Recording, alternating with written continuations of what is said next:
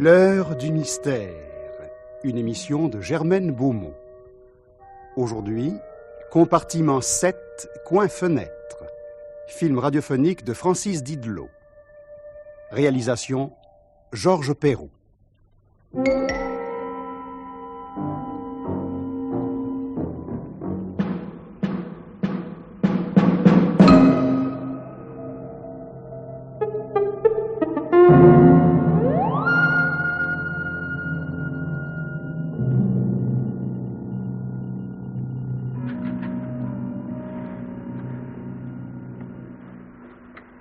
Quai numéro 7. Train rapide à destination de Lyon, Marseille, 20 000. En voiture, s'il vous plaît. Quai numéro 7. Train rapide à destination de Lyon, Marseille, 20 000. En voiture, s'il vous plaît. Viens, passe-moi la valise. Voilà, petit sac. Attention, mets le petit sac au-dessus. Voilà. Ah, ça y est. Ça y est tout de même, hein.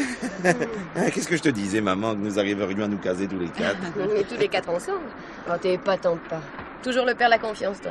Pas vraiment. T'as raison, Agnès. Papa, c'est l'espoir en personne. Tu l'as dit, Judith, ma femme, je suis Monsieur l'Espoir. Tiens, prenez-en de la graine, mon petit Hubert, et vous rendrez heureuse notre petite Agnès. La petite Agnès et le petit Hubert. Je ferai de mon mieux, monsieur. En tout cas, moi, je suis sûre de mon bonhomme. Hubert et moi, nous serons aussi heureux que papa et maman. Enfin, au moins. En attendant, souhaitons de rester seuls dans notre compartiment. Mais oui, nous sommes seuls. Ah, tiens, la preuve, tiens, le train s'en va. Quai numéro 7. Attention au départ.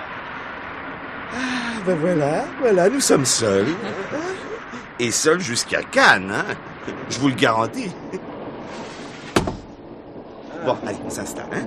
Toi, maman, coin fenêtre, marche avant. Oui, Ah, c'est ce que tu préfères. Et Agnès auprès de toi, voilà.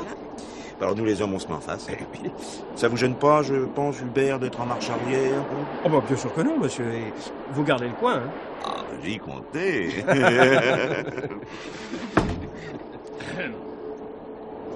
2 places. Hein? Il ne nous en faut pas plus. Elle nous attendait.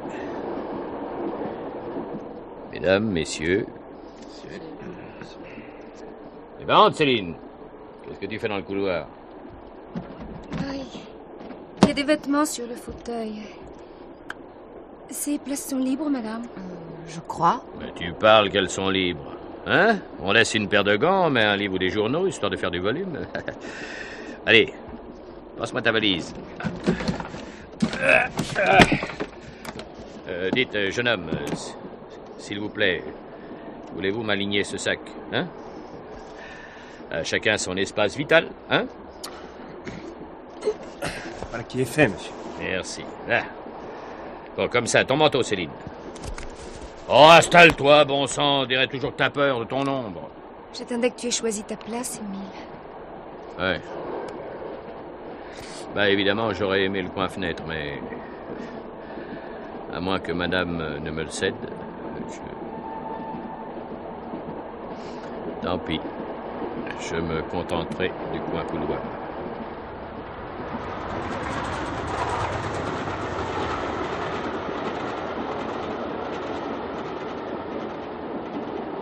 Vous ne trouvez pas ça ridicule?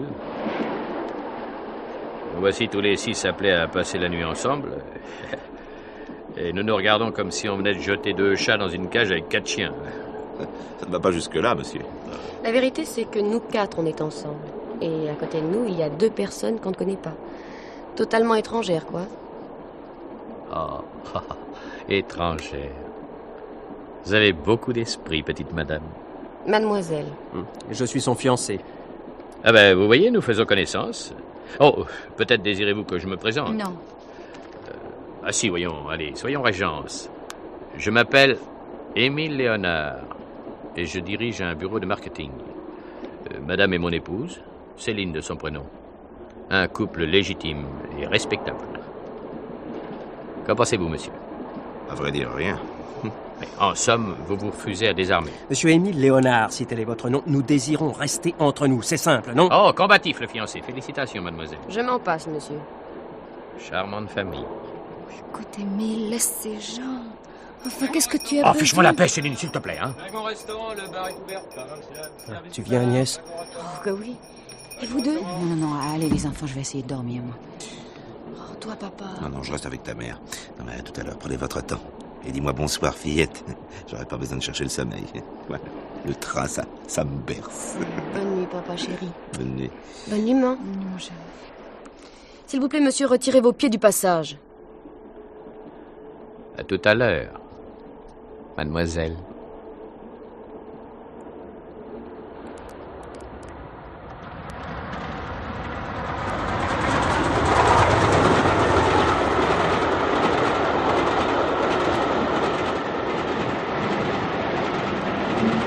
Ah, ce type. Moi, je l'aurais volontiers étranglé. Tu l'as entendu, Hubert? Je m'appelle Émile Léonard. Tu veux que je le tue? Comment? J'ai envie de te dire oui. Et après, on le balancerait par la fenêtre. À cette fenêtre près de laquelle monsieur voulait s'asseoir. Et de ces gens. Ils font regretter la salle des tortures. Jure-moi que tu ne me ressembleras pas, Hubert. Juré. Sa malheureuse épouse légitime, je la plains. Dis, Hmm. t'as remarqué maman? Elle était comme pétrifiée. Comme si elle ne pouvait plus parler. Ça se comprend. Elle était si contente avec ton père et nous deux. Tous ces retards, l'impossibilité d'obtenir des couchettes, Oui. ce départ en fusée, l'idée que nous allions peut-être tous voyager séparés. Et voilà que nous disposions d'un compartiment pour nous seuls. Oh oui, ça. En voyant ce type, quelle déception. Oh, bah, après tout, il n'y en a que pour une nuit. Bon, Mais demain, le ciel sans nuages, la mer bleue. J'en ai l'azur plein les yeux. Comment on dit à sa bonne femme? on ne lui dit rien. Elle sait. Oh, essaye tout de même. Je t'aime. C'est pas nouveau, mais ça peut passer. Et maintenant, donne-moi tout de même à boire.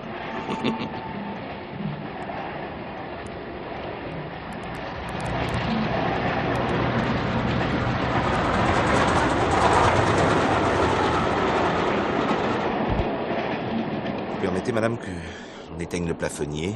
Mais certainement, monsieur. Mais c'est trop tôt, vous ne trouvez pas? À peine 10h10.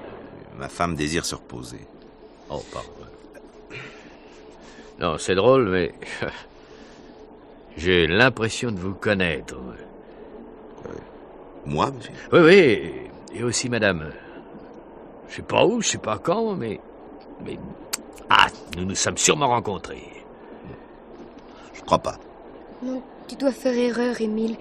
C'était arrivé à plusieurs reprises. Souviens-toi. Oui, d'accord. Depuis mon accident, j'ai des trous de mémoire, mais... Ah non, mais cette fois, je suis certain.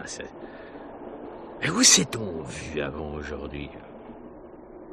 Je vous demande pardon, vous êtes monsieur... Vous y tenez? Charles Félix. Oui, Félix. Félix, c'est mon nom. Il paraît qu'il me va sur mesure. Brave type, tout rond, croyant tout ce qu'on lui raconte. Mais faut pas s'y fier.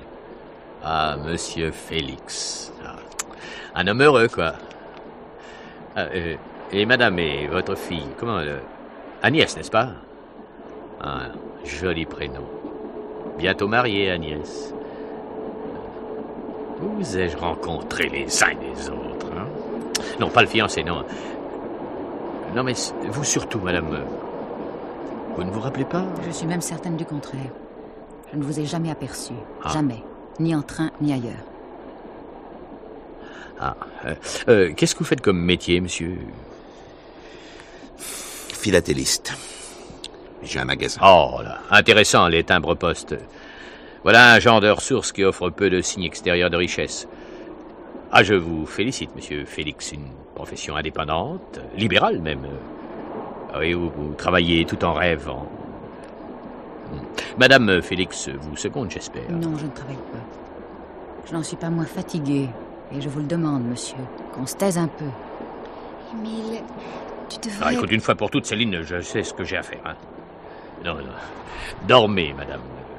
Moi, je vais fumer un cigare dans le couloir.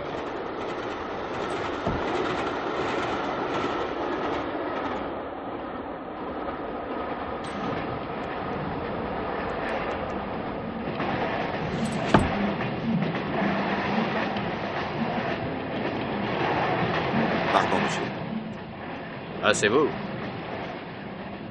Qu'est-ce que vous dites? Vous ne songez pas à vous parler, monsieur. Non. Monsieur Émile Léonard. Et puisque nous voici seuls, vous et moi, dans le couloir, profitons-en. Votre petite comédie a assez duré. Comprends pas. Soit, je serai plus clair. J'ignore ce que vous avez en tête et qui vous êtes exactement.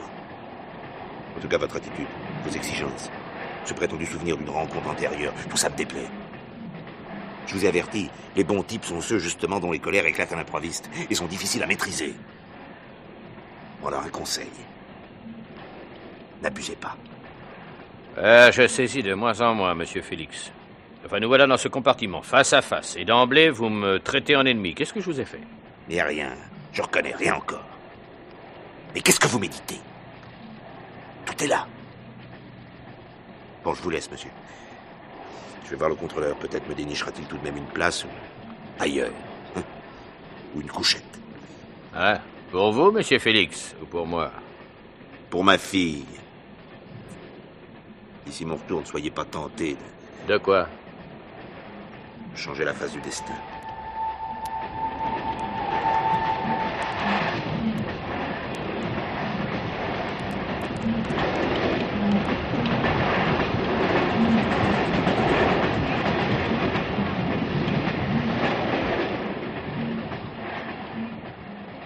Émile. Enfin. On consent à me reconnaître. Ne parlez pas si fort. Votre femme s'est endormie. Que Céline dorme ou non, aucune importance. Une seule chose compte. Vous, Judith. Je suis Madame Charles Félix. Veuillez vous en souvenir. J'essaierai. Madame. Est-ce tout? Non. À quoi répond votre présence dans ce compartiment? Le hasard, madame. Le simple hasard. Avec vous, je ne crois pas aux coïncidences. En tout cas, hasard ou non, vous devez renoncer. À quoi, Judith? À ce qui pourrait détruire, saper la confiance, ravager le bonheur. Car selon vous, il existe le bonheur? Ah, moi, j'en doute. Chacun fait de sa vie ce qui lui plaît. Mais personne n'a le droit de salir celle des autres. Et où cette belle philosophie devra-t-elle me conduire? À ne vous soucier ni de moi, ni des êtres qui me sont chers. Ignorez-nous. Taisez-vous. Et demain, la vie nous séparera. Une nuit, ce n'est pas si long. Voulez-vous que je quitte le compartiment? Ah non, surtout pas, surtout pas. D'ailleurs, après cette grève qui a paralysé le trafic pendant plusieurs jours, le train est bondé. Alors, où iriez-vous? Quelques heures debout dans le couloir. Non, ça ne ferait que précipiter les choses. Madame. Émile. Émile, qu'est-ce que tu fais? Ah, laisse-moi tranquille, Céline. Mais viens te reposer, voyons, demain tu seras fatigué. Oui, tout à l'heure. Oh, celle-là. Elle ne vit que pour vous. Cela se voit, dans ses gestes, dans ses regards. Occupez-vous d'elle davantage. Excusez-moi, voici les enfants qui reviennent.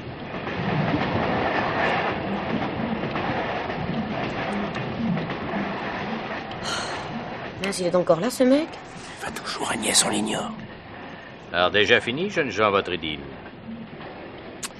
Ah, quand j'avais votre âge, j'aurais passé la nuit dehors plutôt que de m'enfermer dans un compartiment avec...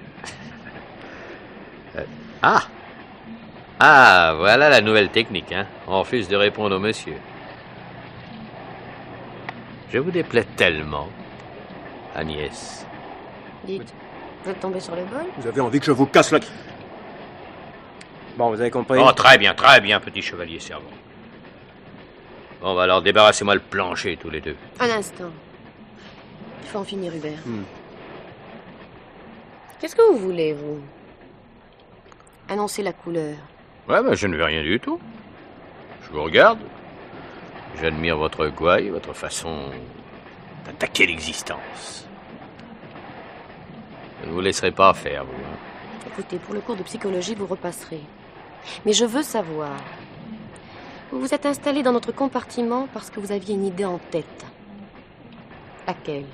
Ah, le simple désir de ne pas voyager debout dans un soufflet. Avec moi, ça ne prend pas. Allez-y presto, la réponse. Vous y tenez? Laisse le don, Agnès. Allez, rentrons. Je tiens à être fixée.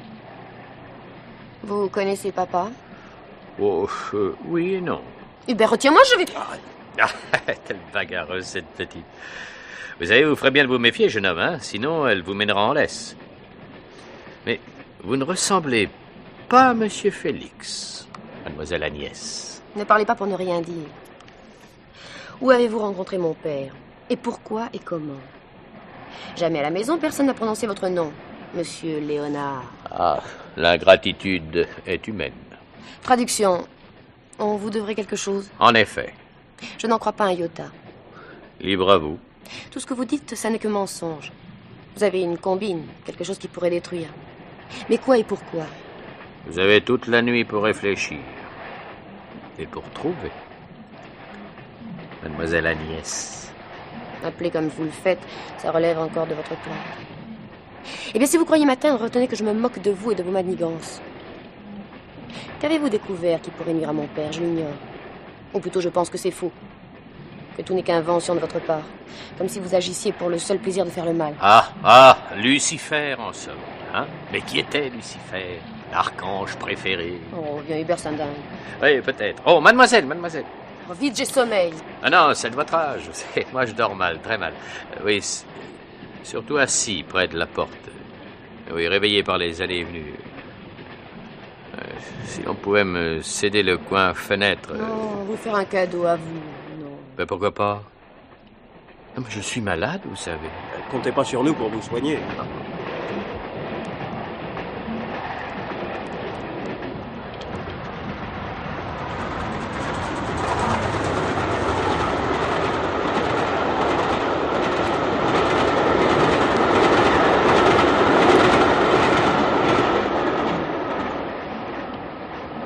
Et revoici ce cher monsieur Félix.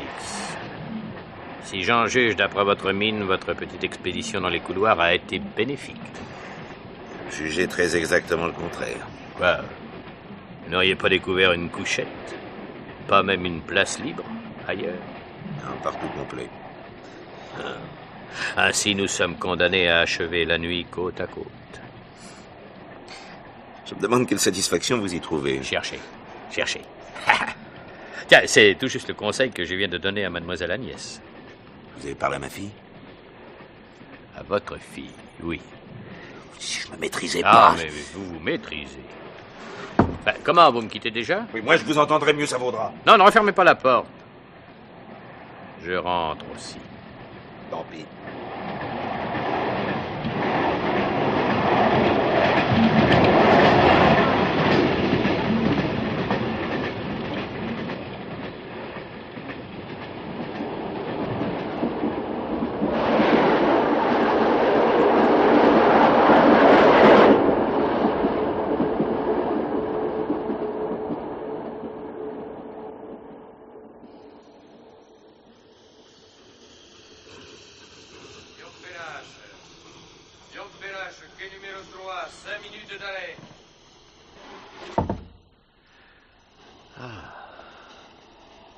Tiens, vous ne dormez pas, madame Félix. Vous m'avez fait peur. Vous aviez tellement sommeil, paraît-il. Il fait si chaud dans le compartiment. Prenez mon coin près de la porte. Pourquoi tenez-vous tellement à changer de place? Je suis mal à mon aise. Je ne vous crois pas. D'ailleurs, inutile d'insister auprès de vous pour connaître vos motifs. Je ne le sais que trop. Alors, nous changeons? Peut-être. Mais ne vous y trompez pas. J'obligerai Agnès à changer elle aussi. Elle ne restera pas près de vous. La haine n'a pas des armes. Il a suffi que vous paraissiez pour qu'elle se ranime. Et aussi vive, sinon davantage. Agnès et moi, nous avons bavardé. Que lui avez-vous dit? L'heure n'était pas venue de me montrer précis, non. Puis j'ai parlé aussi à votre époux. Qu'est-ce que vous méditez? Quel projet abominable! Devinez. Vous avez pour cela toute la nuit. Enfin, ce qu'il en reste. Et numéro 3, rapide 17. Attention au départ. Rentrez, madame Félix. Vous allez prendre froid. Prévenant, vous? C'est impossible.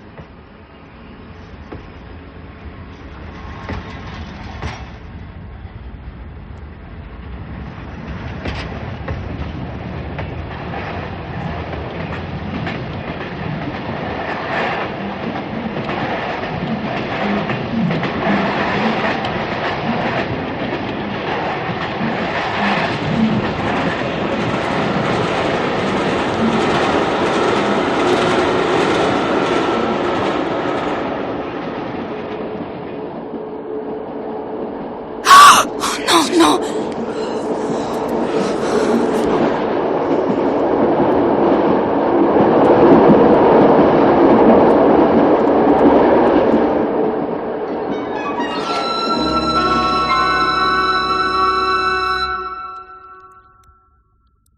Vous étiez le chef de train du Rapide 77. Dites tout ce que vous savez. Oh, tu me tutoies plus, Sébastien? Momentanément, tu es un témoin. Alors, s'il vous plaît. Eh bien, commissaire, au kilomètre 838, le jour est élevé depuis... Prenez-moi les choses au départ de Paris. Eh bien, nous sommes partis à l'heure. Le 77, il était bondé. En dernière minute, on avait ajouté un wagon mixte, première et deuxième, mais on n'a guère eu de peine pour le remplir. Après une soirée normale, enfin normale si vous acceptez les grognements habituels, les gens qui s'imaginent qu'il y a 6 coins fenêtres marche avant dans chaque compartiment. Vers 10 heures, par là, je vois apparaître M. Félix. Comment connaissiez-vous son nom? Eh bien, ce matin, quand j'ai relevé... Restons-en à 10 heures du soir. Oh, tu es dur, Sébastien. Pardon, excusez, commissaire. Donc, ce monsieur que je ne connaissais pas, mais qui était tout de même monsieur Félix, il se voulait 4 couchettes, enfin, ou 2, ou au moins une. Je pense dans un convoi que je ne savais pas seulement où loger un Caganis. Et pourquoi? J'ai demandé quoi? Vous avez pas de place? Si, il me dit, nous avons 4 places, voiture 7, compartiment 7. Et alors, il me raconte que ses voisins de compartiment, ils ne lui plaisaient pas. Tu te rends compte? S'il fallait que tous les voyageurs ils se sentent les atomes au crochu, le chemin de fer, il ferait faillite. Il n'a pas insisté? Ben, j'ai le temps pour empêcher l'insistance. Il n'a pas tenté de vous offrir? Oui, enfin, dans ce cas-là, le voyageur, il a un geste généreux. Enfin, où je les aurais inventé, les couchettes, dans les filets. Il avait l'air mécontent? Ben, plutôt soucieux. C'est comme s'il craignait un drame. Et vous voyez, commissaire, le drame, il a eu lieu. Entre cette visite à 10 heures du soir... Vers 10 heures... Jusqu'à ce matin, aucun incident? Aucun. Vous avez circulé personnellement? Eh ben, à minuit, j'ai fait un contrôle de routine, rien d'anormal. Et en Avignon, mes contrôleurs sont passés, enfin, toujours rien. Il a fallu en venir au kilomètre 838. Et je peux en parler maintenant de... Oui, bon, enfin, tu ne vois pas d'obstacle. Vous pouvez parler. Eh bien, nous ramassions les billets avant d'arriver à Marseille, et voilà que des gens, ils courent, qu'on me parle d'un mort, voiture 7, là-bas tu passes, je fonce. Il y avait un pastis terrible dans le couloir et à la porte du compartiment. J'ai mis de l'ordre comme je pouvais, voilà.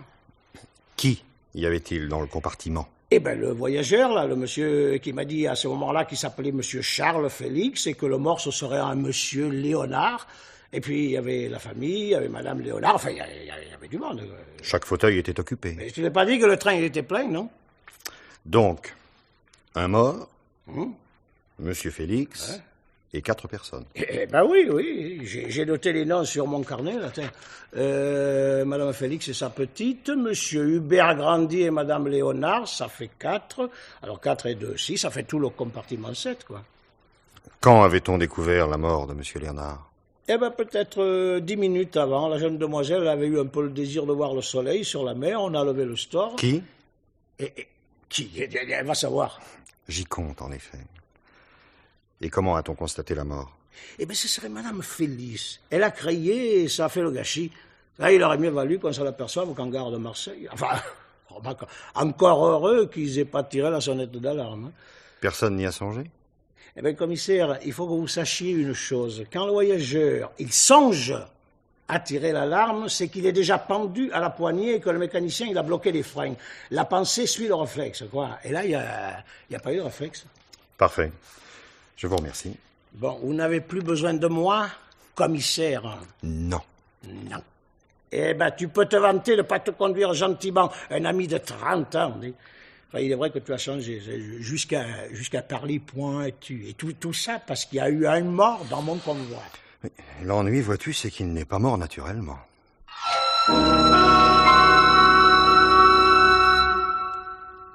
Excusez-moi, madame. Nous autres policiers, nous avons des obligations pénibles, mais indispensables. Faire la lumière.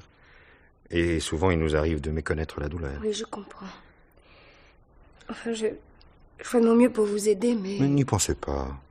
Aidez-moi plutôt à voir clair. Je vous signale tout de suite que le wagon a été dételé et que mes inspecteurs passent le compartiment au peigne fin. Je ne sais rien. J'ai rien compris à ce qui s'est passé.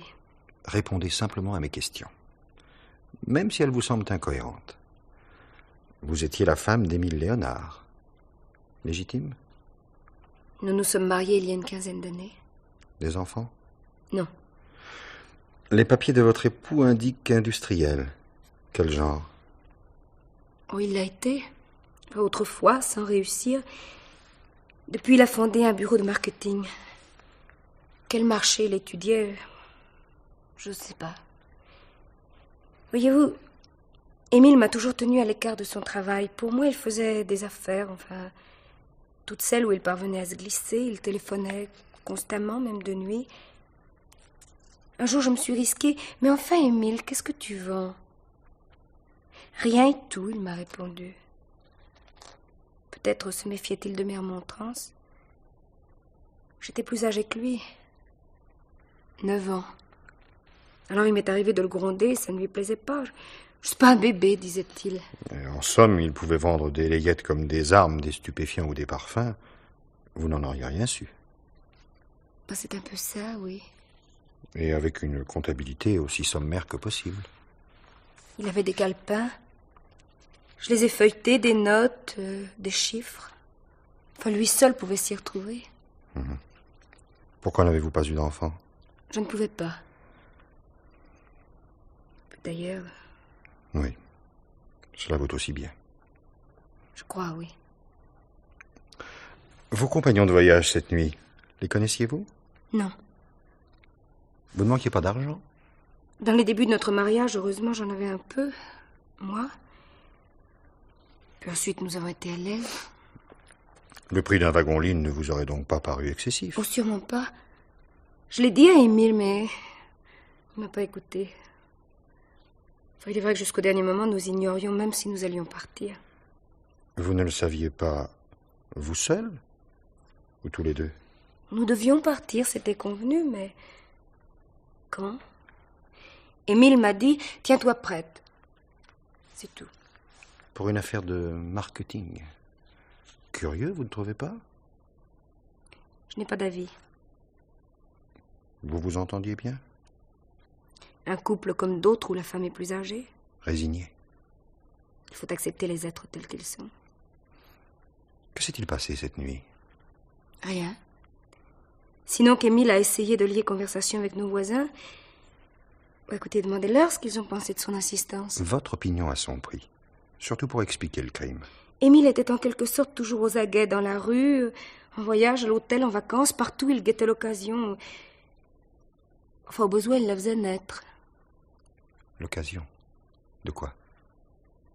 D'une affaire. Le marketing? Oui. Oui, c'était une façade. Tenez, il lui est arrivé de me dire, tu te rappelles telle personne rencontrée sur la plage ou au théâtre? Eh bien, je viens de traiter une affaire avec elle. Ça m'a donc à moitié étonnée hier soir quand il a voulu bavarder avec ces gens. Il prétendait les reconnaître. Vous voyez? C'était sa technique. Est-ce tout ce que vous voyez à me signaler? Je crois, oui. Ce matin, qui a découvert sa mort? Ah bah, c'est cette dame, Madame Félix. La jeune fille a levé le store et Madame Félix, elle était assise à côté d'Émile. Elle a poussé un cri. Elle s'est dressée, Émile a basculé en avant. On a vu le foulard serré autour de son cou. Auparavant, vous n'aviez rien remarqué? Non, j'étais pas auprès de lui. Voyez-vous, monsieur le commissaire, Émile était un de ces êtres pour qui un désir contrarié se mue vite en obsession. Il voulait à tout prix le coin-fenêtre et il en faisait une question personnelle. Et entendez bien, pour obtenir cette place, pour en écarter l'occupant légitime, il n'aurait pas payé 1 franc. Ce qu'il lui fallait, c'était s'en emparer, par la ruse ou par la force. Et j'imagine aucun des autres occupants du compartiment n'y était disposé. Non, aucun. L'un d'eux aurait-il été jusqu'à régler la chose par la force, lui aussi? Je sais pas. Mais ce serait possible. Au début de la nuit, ils se sont querellés dans le couloir. Je les ai entendus. Et il a tout de même fini par obtenir son coin-fenêtre. À quel moment? Je sais pas. Quand je me suis endormie, j'étais assise près du couloir, Émile en face de moi. Et un peu plus tard, après Lyon, il me semble, je me suis éveillée. Émile occupait le coin fenêtre marche avant. Il dormait. Et Madame Félix était entre lui et moi. En quelque sorte, les uns ou les autres ont plus ou moins changé de place dans le courant de la nuit. Pourquoi? L'explication du crime est là, madame. Pourquoi a-t-on cédé à l'insistance de votre époux? Nous allons demander la réponse à vos compagnons de voyage. Non, restez, je vous en prie. Monsieur Félix, et vous, madame? Je veux venir. Tout à l'heure, mademoiselle. Mais enfin, monsieur, Tout à l'heure. Prenez cette chaise, madame. Vous, celle-ci, monsieur. Monsieur le commissaire, nous partions en croisière et notre bateau sera à Cannes dans la journée. Alors vous devez bien comprendre... Tout, monsieur, je comprends tout. De votre côté, admettez que la mort imprévue de votre compagnon de voyage appelle une enquête de police. Même si vous ne connaissiez pas ce monsieur Léonard. Car vous ne le connaissiez pas. Non. Et vous, madame? Oh, ma femme encore moins. J'ai mal entendu votre réponse, madame. Je ne l'avais jamais vu, monsieur le commissaire. Cependant, il semble acquis... Ah oui, mes inspecteurs ont questionné d'autres voyageurs, des gens qui ont circulé dans les couloirs. Nous avons recueilli un ensemble de réponses concordantes. Émile Léonard a été aperçu parlant avec vous, monsieur. Et avec vous, madame? Quoi d'étonnant à ce que l'on bavarde avec quelqu'un que le hasard place dans le même compartiment? Car il s'agissait d'un hasard. C'est également votre avis, madame? Mais oui. Prenez garde. C'est une tendance courante chez les témoins de tout tenter pour ne pas figurer ensuite dans un procès d'assises. Toutefois, la police n'aime ni les réponses ambiguës, ni les dérobades. Elle subodore tout de suite un motif caché. Nous sommes bien d'accord. Ni l'un ni l'autre, vous ne connaissiez Émile Léonard. Ni l'un ni l'autre. Madame? Non. Il y a quelque chose qui ne colle pas. Les témoins sont unanimes. Vos bavardages avec Émile Léonard se sont déroulés dans un climat d'antagonisme. Encore n'est-ce pas là assez dire? Qu'en pensez-vous, madame Léonard? Mais je vous l'ai expliqué, monsieur le commissaire. Émile était étrange parfois. Il s'accrochait à un désir jusqu'à l'idée fixe. Plus étrange encore, les témoins déclarent que lui était calme, souriant, alors que madame et monsieur Félix montraient de la véhémence. Pour quel motif? C'est idiot. Cet homme tenait à changer de place. Il voulait à tout prix le coin fenêtre et dans le sens de la marche.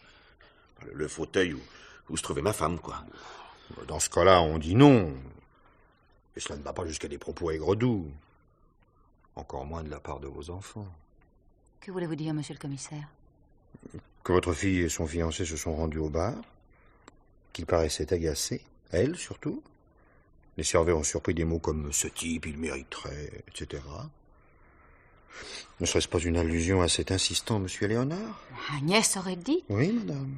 Elle ne lui a pas parlé, pas un mot. Dans le compartiment, peut-être. Mais dans le couloir, que s'est-il passé quand vous n'y étiez ni l'un ni l'autre? Madame Léonard, avez-vous remarqué les allées et venues? Oh, je crois, oui.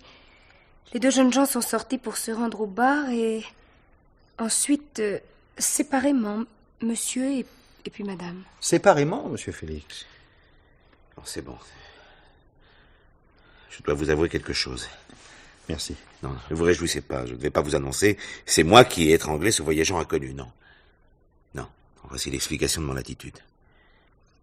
Depuis un certain temps, je suis en butte aux menaces d'un maître chanteur. Mais non. Pas même des menaces, non. Quelque chose de beaucoup plus hypocrite. Un homme me téléphone. Il prétend tout connaître de ma vie. Il se dit en mesure de bouleverser mon foyer. Il pourrait empêcher le mariage d'Agnès. Il détiendrait des preuves, etc., etc. Vous saisissez? Madame Léonard, votre époux en aurait-il été capable? Mais je vous le répète, mon mari me cachait ses affaires. C'est inconnu, monsieur Félix. Il existe de l'argent? Pas jusqu'ici, mais Mais je m'attendais qu'il le fasse d'un jour à l'autre. Vous ne l'avez jamais rencontré? Il m'a fixé 2 rendez-vous auxquels je suis allé, l'un aux Tuileries, l'autre au Vert-Galant. Je n'ai vu personne. Quel rapport entre ce corbeau téléphonique et M. Léonard? La voix. Ah, la voix. Les façons aussi. Vous savez, une manière ondoyante de s'exprimer, d'insinuer, de battre en retraite aussi, mais pour reprendre l'assaut sur un autre point. Une sorte de guérilla verbale. Et ce M. Léonard était tout cela? Je l'ai cru sur le moment. Et sans analyser davantage, je me suis emporté. L'avez-vous accusé? Pas de façon directe. Et vous, Madame Félix, avez-vous également identifié la voix? Non. D'ailleurs, comment aurais-je pu? Cet homme, pourquoi m'aurait-il téléphoné à moi? En effet, pourquoi? Et plus encore, pourquoi aurait-il téléphoné à votre fille? Monsieur le commissaire, j'y reviens. Ce n'était qu'une impression, non. Sûrement je me suis trompé. Il n'y a aucun rapport entre mon correspondant et ce voyageur exigeant. N'est-ce pas, madame? Mais que vous dire, monsieur? Malgré nos 15 ans de mariage, je n'ai jamais connu Émile. Mais enfin, qu'est-ce que vous faites, monsieur le commissaire? Où allez-vous? Posez la question à votre fille. À son fiancé aussi, d'ailleurs. Non. Non, monsieur le commissaire, il ne faut pas. Agnès ne doit pas savoir. Charles, je te demande pardon, mais c'est elle qui passe avant tout aujourd'hui. Oui, Émile m'a téléphoné à moi aussi. Oui, il voulait détruire notre ménage. Agnès? N'est-ce pas? Oui, Charles. Oh, il y a longtemps. Si longtemps. Tu avais dû t'absenter quelques semaines et j'ai rencontré Émile. Ensuite, j'ai oublié. Agnès est née. Nous avons été heureux. Voilà. Mais Agnès... Oui. C'est bien ce qu'il m'avait laissé entendre au téléphone. Donc, votre correspondant et votre compagnon de voyage, c'était le même homme? Répondez, madame. Le même. Oui. Et croyez que je ne pleure pas sa mort. Pardonnez-moi, madame Léonard, mais votre époux m'a fait tant de mal. Il risquait d'en causer davantage. Dois-je vous arrêter, monsieur Félix? Eh oui. Nous avons un motif désormais. Entre votre femme et vous, sans doute le moment serait-il venu d'une explication, suivi d'ailleurs d'un pardon, d'un accord. Mais si votre fille apprenait, alors vous avez éliminé Léonard pour obtenir son silence définitif. Mais non, monsieur le commissaire, ce n'est pas moi. Ah, je croyais. C'est moi. Pas possible. Tu es folle. Tais-toi. Rappelez-vous, monsieur le commissaire, il occupait le coin-fenêtre. J'avais fini par lui céder ma place. Ainsi était-il assis près de moi. Il a profité de l'obscurité, du sommeil des autres, pour me signifier ses ordres. Je devais parler à Agnès. Et ce matin même, il tenait à ce que la petite apprenne la vérité sur sa naissance. Alors, je n'ai pas résisté. Il portait un foulard autour du cou et j'ai serré. Serré. Il fallait pas qu'il parle, lui. Oh, arrêtez-moi et qu'on en finisse. Dans ces conditions, votre fille va savoir ce que vous vouliez tellement lui cacher. Et où allez-vous? Cherchez votre fille, précisément. Mademoiselle? Ben, c'est pas trop tôt. Viens, Hubert. Comment ça va, maman? J'espère que Sherlock ne vous a pas mis en pièces détachées tous les deux. Agnès, mon petit, je voudrais te dire... Madame, s'il vous plaît, l'enquête, c'est moi qui l'amène et comme je l'entends.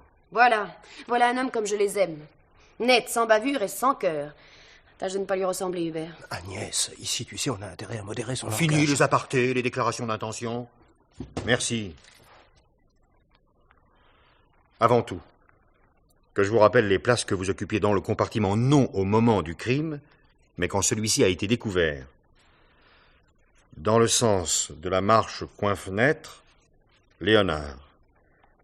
À côté de lui, vous, Madame Félix. Ensuite, coin-couloir, Madame Léonard. En face de Léonard, vous, mademoiselle. D'accord. Auprès de vous. Hubert, voyons. Et après, papa. À Lyon, nous le savons, Léonard est sorti dans le couloir. Quand il a regagné sa place, il était vivant. Bravo, la palisse. Agnès. Lequel d'entre vous a bougé, est sorti ou s'est levé, entre Lyon et le kilomètre 838? Moi, commissaire. Je suis allé baisser la vitre. Il faisait trop chaud. J'étais donc debout au-dessus de Léonard, assoupi, et il m'a été facile. Oh, écrase, papa. Je t'ai vu quand t'as manœuvré la glace. T'as pas touché au monsieur.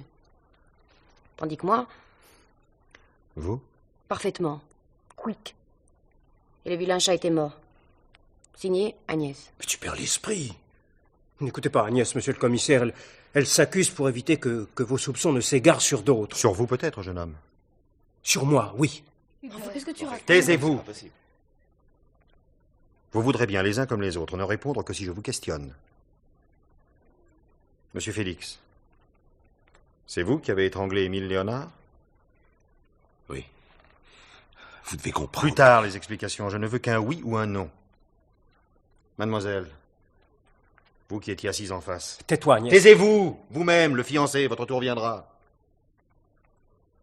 Alors, mademoiselle? Mais oui, je vous l'ai dit. Je croyais même pas que c'était si facile d'opérer un bonhomme. Faites voir vos mains. Le dessus. Merci. À votre tour, monsieur Hubert Grandier. Puisque je vous l'ai dit. Oh, je ne le connaissais pas spécialement, ce type. Mais j'ai senti qu'Agnès s'effrayait, qu'elle était capable de commettre une bêtise. Alors je l'ai devancée. Vous voulez voir mes mains?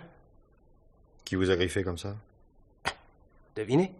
C'est pas beau de mentir, Hubert. Je vous en prie, mademoiselle, j'aimerais bien aller au bout de cette épidémie. Madame Félix, vous-même en avez ressenti les premières atteintes. Donc coupable, vous aussi? J'étais la plus proche de lui, ne l'oubliez pas. Précisément. Et vos motifs sont certainement les plus... Mais monsieur le commissaire... Je ne vous ai pas questionné, monsieur. Achevez, madame. Avez-vous tué cet homme qui menaçait votre époux, votre foyer? Oui. Parfait. 6 voyageurs, une victime, 4 qui s'accusent. Et moi, monsieur le commissaire? Me laisserez-vous de côté? Vous, madame Léonard? Vous qui étiez assise à l'autre bout de la banquette? Pour arriver jusqu'à votre époux, il vous fallait traverser le compartiment, heurter probablement quelqu'un dans la pénombre, avoir la force physique et plus encore la force d'âme. Et avoir aussi un mobile. Lequel? Un excès de patience, peut-être. Tout ce que l'on vous a dit de mon époux ne vous semble pas éloquent? Quelqu'un qui veut changer la face du destin. Très bien. Je suis donc prêt à admettre la culpabilité de l'un quelconque d'entre vous 5. Cependant, il existe certains détails auxquels vous n'avez pas prêté une attention suffisante. D'abord ce qu'on appelle les lésions de lutte. Même surprise pendant son sommeil, une victime se défend. Surtout comme ce serait le cas ici quand elle est attaquée de face. Écoutez, mettons que je sois idiote. Mais je ne pige rien à vos arguties. Nous étions en présence d'un type à éliminer. Même sa femme, elle le reconnaît, qu'il ne valait pas grand-chose. Alors on a agi. Mais qu'est-ce qu'elle demande, la police? Un coupable?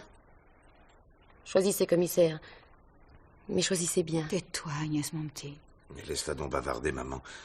Plus elle en dit, plus elle démontre au commissaire qu'elle s'accuse pour brouiller les cartes et innocenter celui qu'elle suspecte. C'est-à-dire moi. Vous déraillez tous les deux. C'est la règle d'ailleurs chez les ancêtres. Monsieur le commissaire, vous ne voulez pas qu'on joue en étalant ces cartes à découvert? Oh que si, mademoiselle. Ok.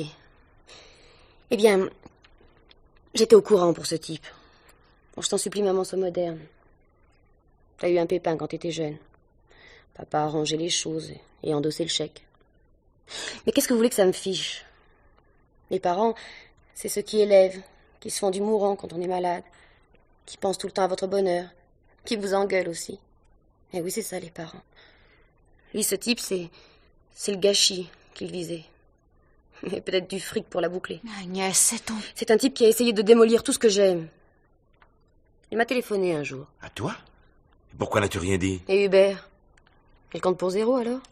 Vous le saviez, vous, Hubert? Agnès vous l'avait dit? Naturellement. Oh, et nous, Charles, qui n'osions même pas nous confier l'un à l'autre. Oh, ces gosses. Oui. Ils ont plus de courage. Et pas le moins du monde. Ce qu'il y a, c'est que notre génération ne veut pas s'embarrasser d'un tas de suppléments de bagages. Ça fait du poids, ça retarde, ça coûte cher. Si nous revenions à feu, Léonard, vous m'avez fourni le motif du crime. De mon côté, j'ai d'autres explications à vous donner. Primo, les lésions de lutte. Seul vous, le fiancé, vous portez des marques sur le dos d'une main. Qu'est-ce que je disais? Arrêtez-moi! Pas encore. Car, et c'est là le second point, il n'y a pas eu lutte. Quoi? Qu'est-ce que vous racontez? Mais pas de lutte! C'est ce que je ne cesse de vous dire depuis que vous nous tenez là. Il dormait à poing fermé. Je lui empoigne 2 coins de son foulard et fini. Terminé le chantage. Les parents ne sont plus au sans coup. Beaucoup moins simple que cela. Émile Léonard ne dormait pas. Il a vu arriver la mort. C'en est que mieux. Oh, pardon, madame. Oh, ne vous excusez pas, mon enfant. Émile n'avait rien d'un joli monsieur, hélas. Vous faites fausse route. Léonard n'a pas vu la mort arriver parce qu'il ne dormait pas. Il était déjà mort. Oh, dites, vous allez pas un peu loin? Mort? Mais comment? C'est ce que je cherche à établir. Que l'un de vous ait tenté de l'étrangler, c'est indiscutable. La façon dont le foulard était noué, la trace qu'il a laissée, tout cela pouvait prêter à certaines confusions. Pourtant, l'ensemble des lésions se situe après la mort. Alors, on s'est accusé pour du flanc? Presque. Comment ça, presque? Puisque vous venez de nous expliquer... Il y a tout de même eu tentative. Mais non! On a dit ça parce qu'il vous fallait un coupable, coûte que coûte, et qu'on voulait pas que ce soit les autres. Vous me voyez laissant mon père aller en cabane ou Hubert, et encore moi maman. Alors, qui a empoisonné Émile Léonard? Ah, parce que vous pratiquez la double détente. On n'a pas étranglé, mais on a versé la ciguë. C'est à peu près ça, sauf qu'il s'agit très probablement d'un poison plus banal. Mais comment lui aurait-on refilé, nous, le poison? Je n'oserais dire par piqûre. Ben voyons... En voyage avec sa petite trousse, seringue et ampoule ad hoc, pour expédier ad patresse les compagnons de voyage encombrants. Pourtant, on vous l'a dit, et en long et en large, qu'on ne s'attendait pas à le rencontrer dans le train, ce mec. Mais Agnès a raison, commissaire. Même si elle l'exprime d'une façon un petit peu cavalière. Je crois décidément qu'Émile avait son plan. Il tenait à partager le même compartiment et à faire en sorte de jeter toute une famille dans l'angoisse. Un bon point, Madame Léonard. Vous avez mis le doigt dessus, la conduite de votre époux en devient explicable, logique. Plus il les sentait prêts à se défendre, plus il s'ingéniait à les troubler tour à tour. Mais le poison, monsieur le commissaire...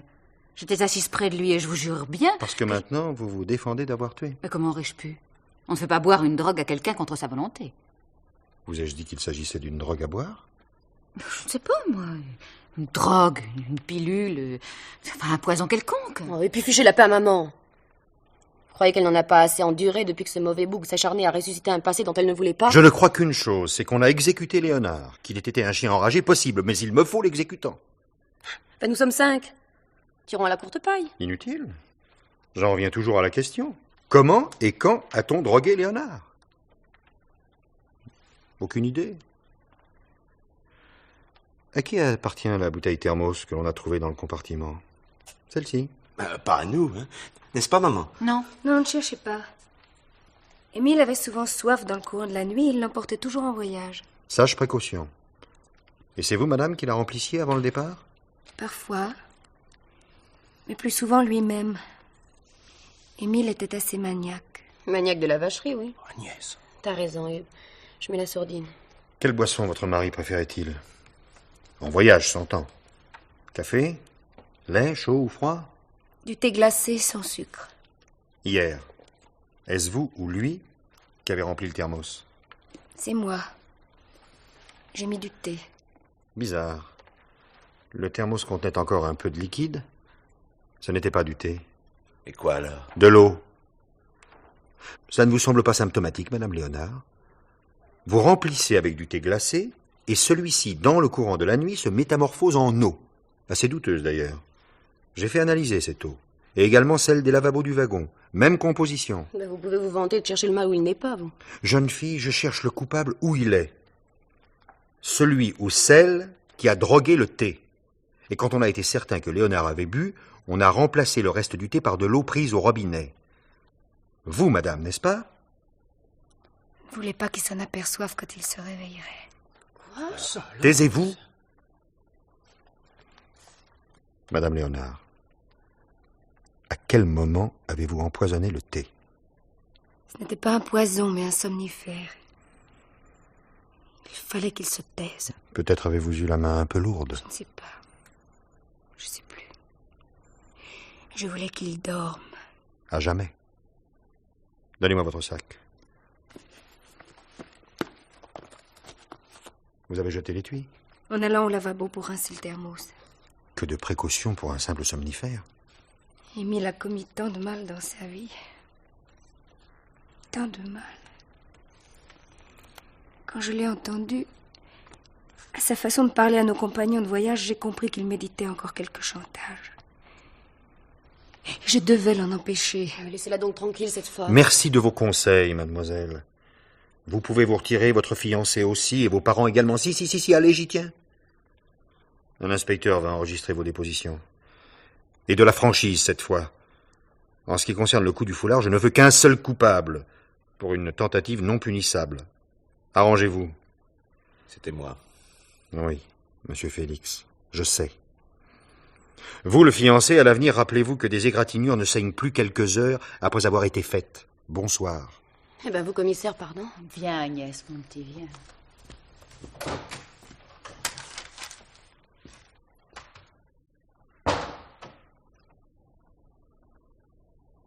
Alors, madame, vous étiez donc si malheureuse avec votre époux? Jour après jour, se sentir lié à un homme qui trafique du malheur d'autrui, qui le suscite au besoin, être témoin du plaisir qu'il trouve à dégrader, à détruire, à ne rien laisser d'intact. Vous n'attendiez qu'une occasion pour le tuer, n'est-ce pas? Oh non, pas l'occasion. Le courage.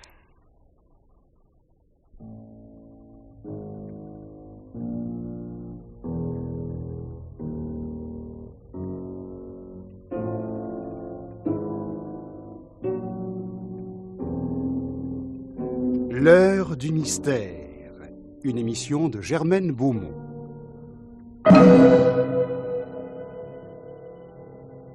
Aujourd'hui, compartiment 7, coin fenêtre, film radiophonique de Francis Didlot.